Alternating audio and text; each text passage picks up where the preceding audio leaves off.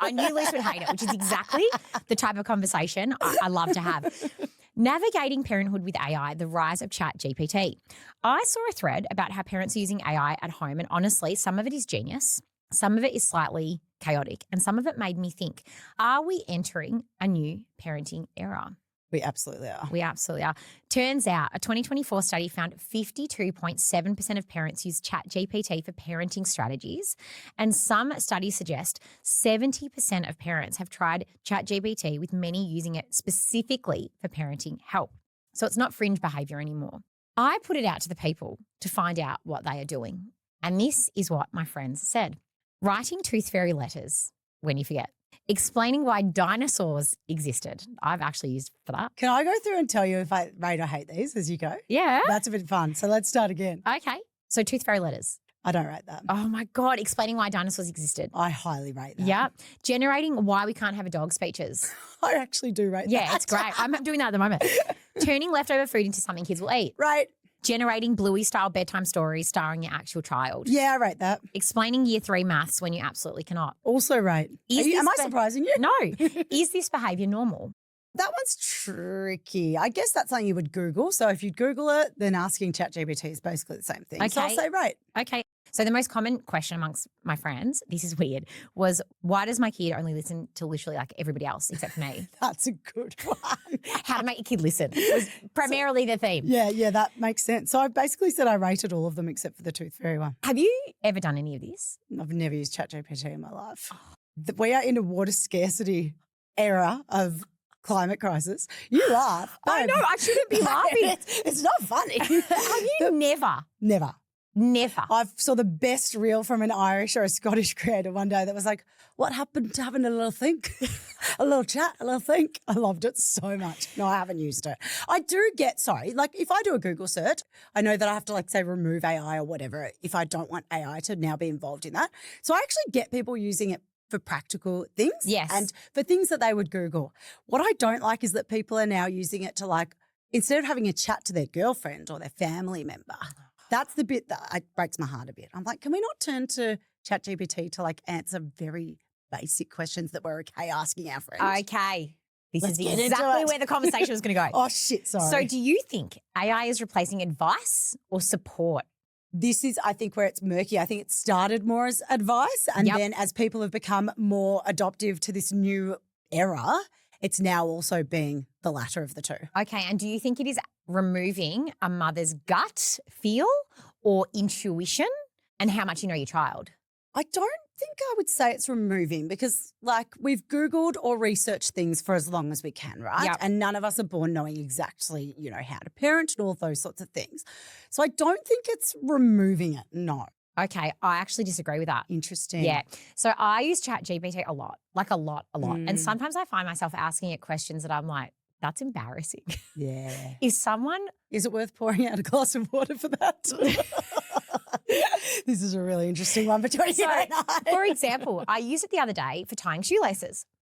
I don't know why I did that. What question did you ask? I'll tell you. So when Sienna was putting her runners on, she's like, I want shoelaces. I don't want these Velcro straps anymore. She didn't even say Velcro. She's like, these lame straps. So I was like, all right, because you're big now, babe. You're very prep. cool. Yeah. And then I was thinking about it. I'm like, how do we tie shoelaces now? Is it still like the bunny ears go round the garden string? Why does it matter? This is exactly what I mean. Sorry, I'm not trying to – you did say you were embarrassed by it. I'm not trying to make you feel more embarrassed, but I'm literally like, who cares how you tie a shoelace? But this is the exact thing I'm talking about, right? Oh, actually, no, sorry. I totally get your point. You're like, I now rely on it so much that I'm not just being like, how do I tie a shoelace? Exactly right. Okay, I I'm totally doubting get myself. what you're saying. And I'm also, if I'm honest, I'm looking for efficiencies. Yeah. So I'm like, this is the way that I know how to do it. But is there a better way? But is there a better way? And is this the way that other people are teaching?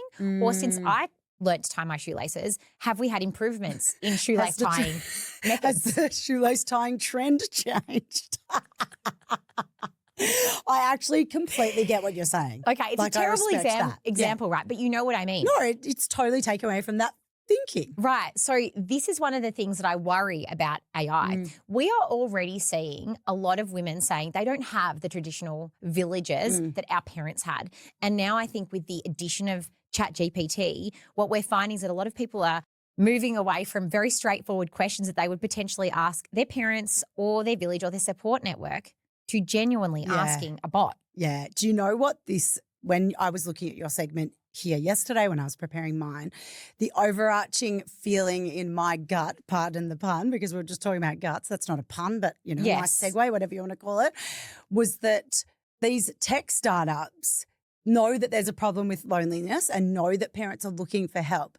Instead of governments and startup culture coming to this with solutions that actually help people from a structural level, a societal level, instead we give them these resources like ChatGPT that put a lot of money in a tech billionaire's pocket but don't actually help with villages and with society and with helping people get the support that they actually need. So they end up just being as lonely as ever but feeling supported. Yeah, so this is, I think, where we do agree. And I feel like the danger of ChatGPT is what ends up happening is that the more that you use it, the more it understands your behavior and your patterns, and the more it returns responses that sound and feel like you. Yes. So what that does is actually quite dangerous because it removes your ability to think like yourself. Do you know what it also does then? It curates your perfect friend because it's giving you exactly what you need. Yes, but 90% of the time, intuition is very different from data or stats or facts. Oh, yeah. It's how you feel. So this is an extreme case.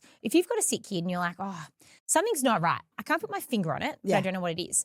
Chances are, if you put that into ChatGPT, it's going to give you all of these things that look and sound and feel like things that you would reasonably ask yourself or potentially Google, right? So you can go down a spiral. But what may be lacking is that it's not intuitive like you are. You know your children and you know the way to parent, even if you don't think you do, better than anybody else. It's like inbuilt into who you are. That's like what makes us so unique, right? I think the trouble that I myself am potentially getting into is that I am spending so much time trusting this essential virtual version of myself to compile my thoughts and give me an answer that it has reduced the way. Well, it's like you're not backing yourself as much. Exactly right. It's fascinating. Absolutely fascinating. Yeah, so I wanted to put it out to everybody else because I'm curious to continue the conversation around it. Do you think your village is becoming smaller primarily due to the technology that we have that can provide the support or advice, which is what it actually is, that you otherwise wouldn't have gotten so quickly? I'm going to be fascinated with this because I think a lot more people use it than don't. And you and I sit on very opposite ends of the spectrum. And I also don't want to sit here and be like, it's bad, I never use tech, because obviously I use Google every day. So I'm not saying like I'm perfect, but I'm very nervous about this world we're entering. And we're already in. It is fucking well and truly here. So I think that's a fascinating question to put to the people.